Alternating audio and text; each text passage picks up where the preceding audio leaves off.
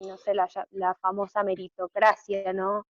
Entonces, esto de por ahí como reforzar los logros individuales, fomentar la competencia dentro de la misma empresa, generar y decir, bueno, yo todo esto, o sea, yo tengo tantas cosas porque hago tales otras, o yo estoy en tal puesto porque me esfuerzo mucho más, me sacrifico, lo ven como un logro personal y en realidad están siendo explotados sin darse cuenta a veces. Bueno, un poco viene por ahí, sí, creo que sí. Igualmente, vale aclarar esto, ¿no?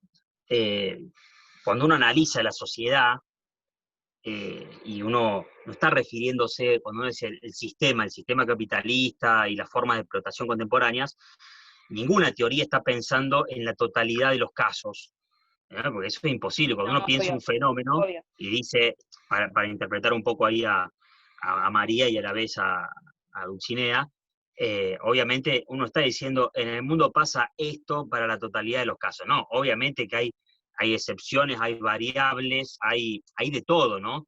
Y uno lo que hace es tratar de ver cuál es, lo voy a poner en estos términos, Profe, cuál es el espíritu del igual tiempo, creo que cuál es el espíritu del tiempo. Dulcinea malinterpretó ahí, porque resulta que uno para llegar a ser independiente, en el caso, no sé, de ella, por ejemplo, uno igual llega a ser independiente por ciertas razones, ¿no?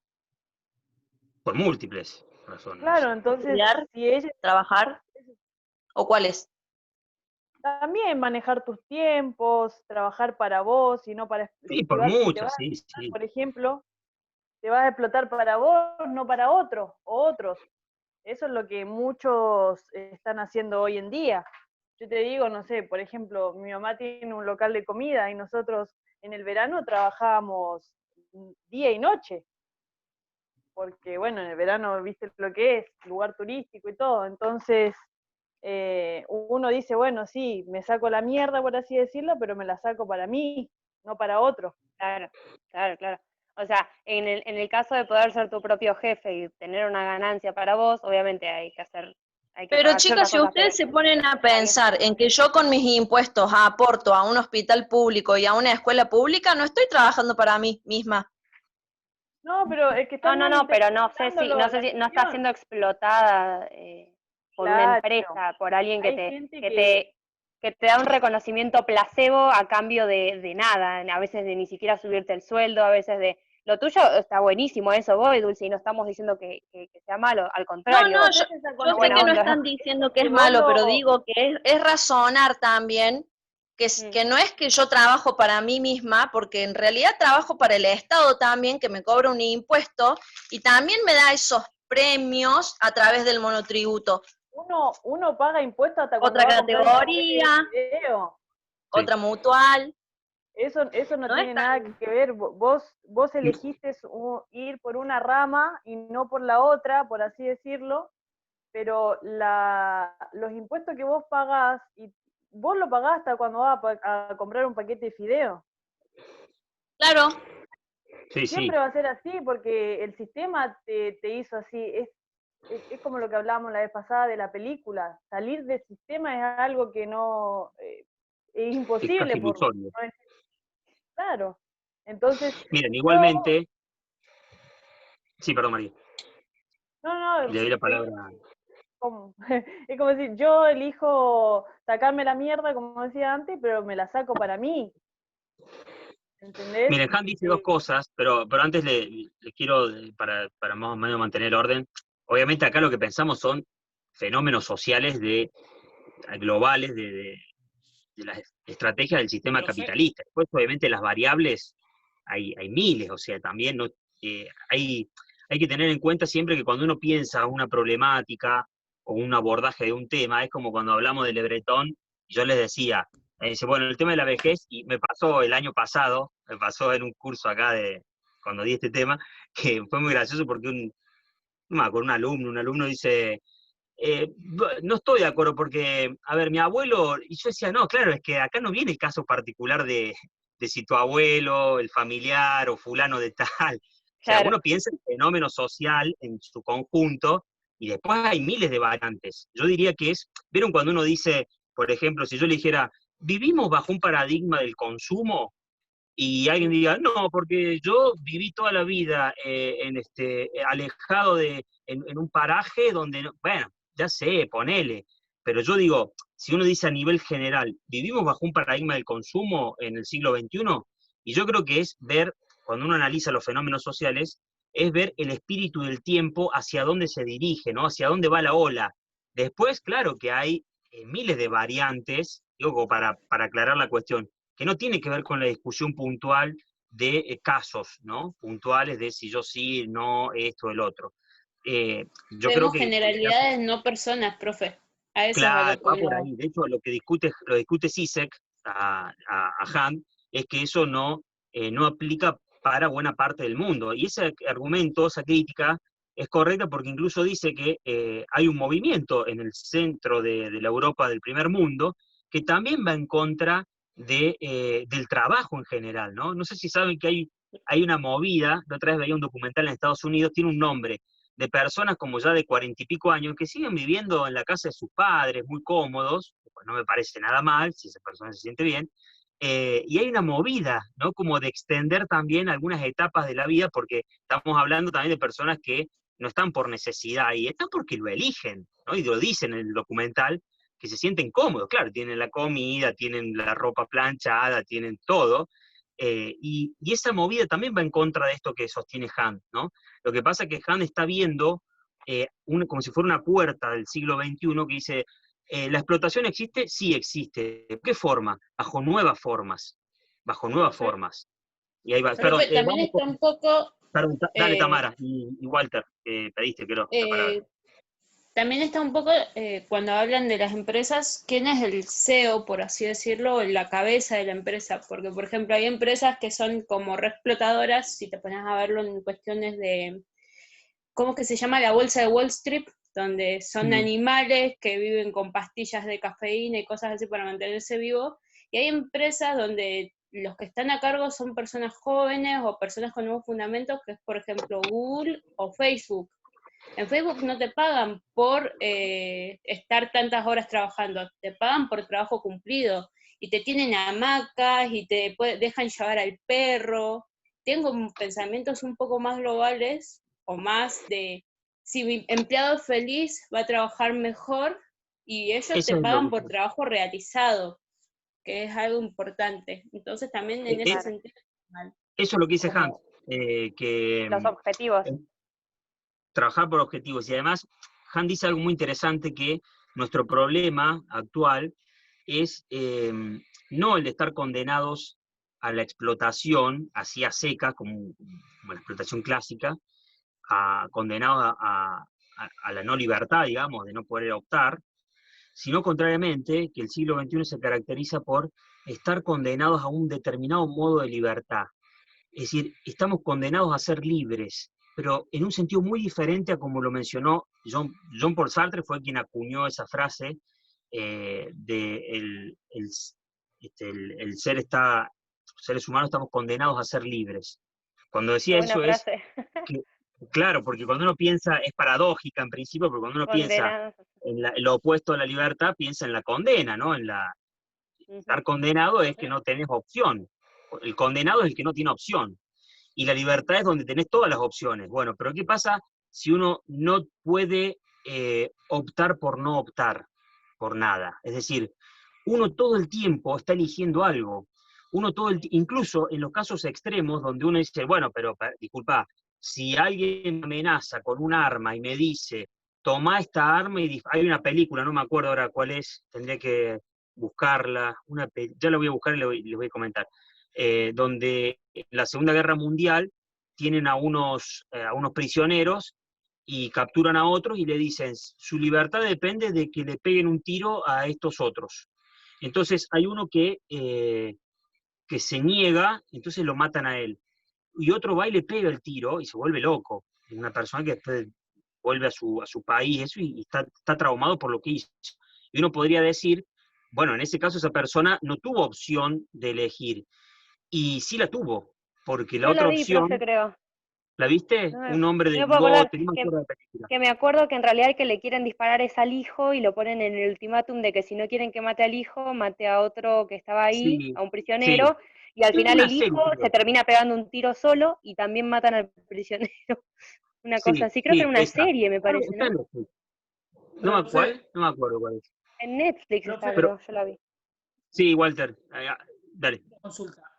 Esto cuando Hank habla de el sujeto autoexplotado, ¿tiene Sí. tiene mucha influencia la revolución industrial en el sujeto? O sea, ¿influyó mucho en el sujeto la revolución industrial? Mi pregunta. Mirá, influyó en el sentido de que generó un sistema de explotación que el sujeto del siglo XXI lo internalizó. Pero vos pensá, si por la revolución industrial te referís a dos cuestiones complementarias. Por un lado, las nuevas formas de trabajo que surgieron, y por Sí, otro sí. lado, la mecanización que generó eso, que también se trasladó a las personas, ¿no? Es el trabajo mecanizado, porque también los sujetos se pasaron a diversificar, digamos, progresivamente su trabajo, ¿no? Fueron cada vez más especializados, y entonces de golpe tenés una persona que lo único que se tiene que encargar en pleno siglo XXI, bajo ese modelo, es colocar una pieza, por ejemplo, en la cámara del celular del iPhone, nada más, no toques más nada, vos tenés que hacer eso nada más, ¿no? En ese modelo sí, lo que pasa es que Han dice que eso se internalizó, y la lógica que está detrás, que es lo que le interesa pensar a él, es una lógica donde el sujeto, entre comillas, elige ese plus de rendimiento. ¿Me seguía hasta acá? Elegir entre comillas es como que se siente autorrealizado, ¿verdad? Por eso, cuando en el fondo está siendo explotado.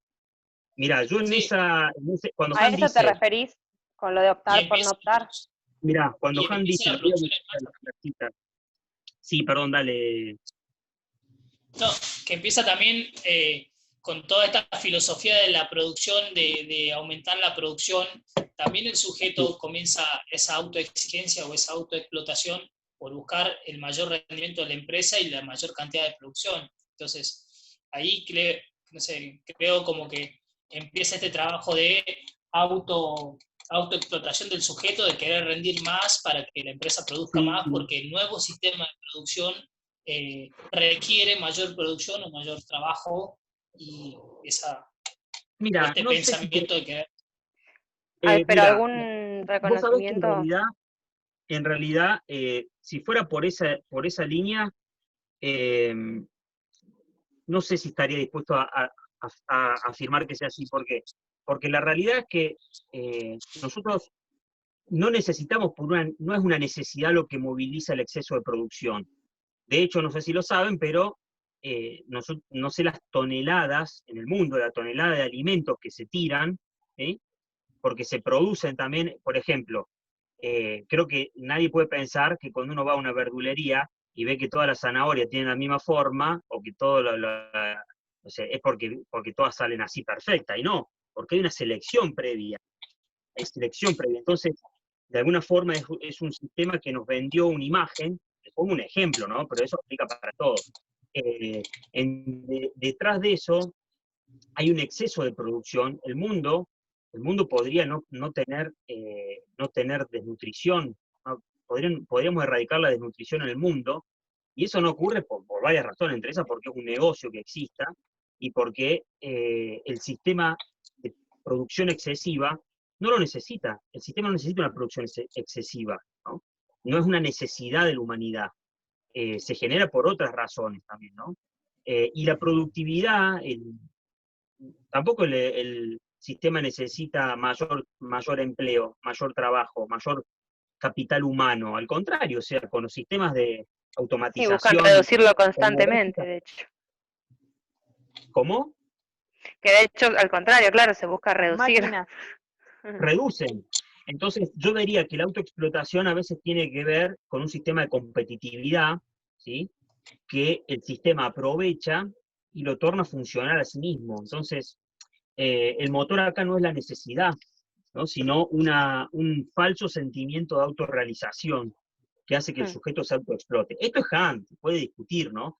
De hecho, miren lo que dice con respecto a la libertad. Muy lejos estamos del concepto sartreano de que estamos condenados a ser libres, en el sentido de que siempre estamos optando por algo. Incluso en esa película, puede decir, bueno, pero ahí no tiene otra opción. Sí, había otra opción, no dispararle. ¿Y cuál es el costo? Perder la propia vida. Bueno, pero siempre estamos optando por algo. Siempre. Bueno, pero ¿qué dice Han acá? Estamos muy lejos de ese modelo de libertad, porque esta es una imagen de la libertad que nos lleva todo el tiempo, ¿sí?, a tener, al estar condenados a ese optar supuestamente de forma voluntaria a un sistema de explotación en el cual no necesito nadie externo que me controle y me fuerce o me coaccione a superproducir, ¿no? A generar una superproducción, un super rendimiento. De hecho, lo voy a leer, mire, dice Han, está al final del capítulo 2, dice, el sujeto de rendimiento está libre de un dominio externo que lo obliga a trabajar o incluso lo explote. Es dueño y soberano de sí mismo. De esta manera no está sometido a nadie, mejor dicho, solo a sí mismo.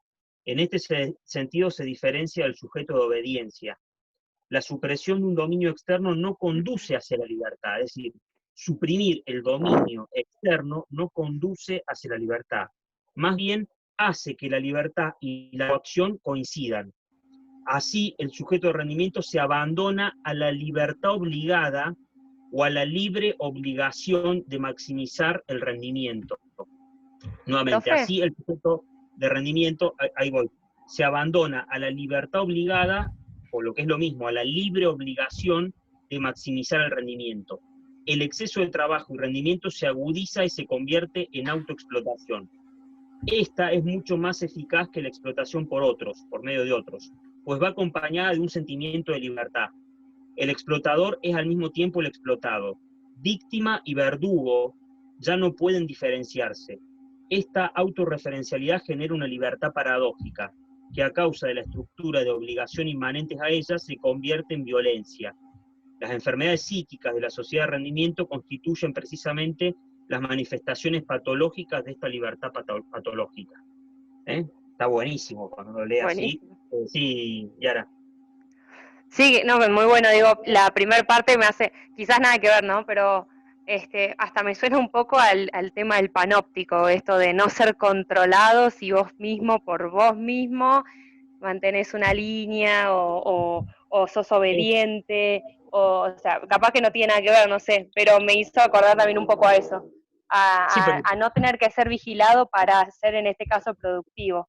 es eso, es eso. Y es más, uno puede poner en discusión el tema esto de, bueno, pero existe todo este movimiento, pero yo creo que si uno tuviera que actualizarlo al pleno siglo XXI, incluso más allá del 2010, para mí el mejor ejemplo que se me viene ahora a la mente es, lo diría así, ya como una profesión, un trabajo de youtubers. O vieron que hay gente que se encarga también de completar encuestas, una cosa muy rara, ¿no? Que recibe un rédito, por eso una paga, bueno. Yo creo que el trabajo de youtuber es el modelo que encaja aquí, mucho más incluso que el de una empresa. ¿Por qué? Porque ahí confluye esa supuesta libertad, ¿no?, en la que el sujeto queda atrapado. Y el miedo a ser abandonado, profe, también, porque ellos ¿Cómo? dependen de la gente. El miedo a ser abandonados, porque ellos Ah, dependen, quieran o no quieran, de si la gente los ve o no.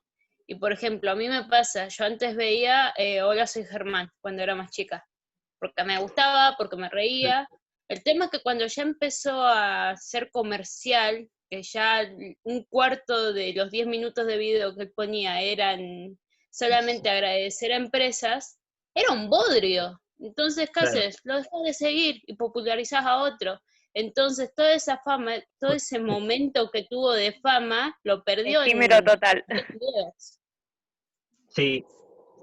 Bueno, la otra vez veía un blog de un español de divulgación científica y se quejaban porque no subía videos.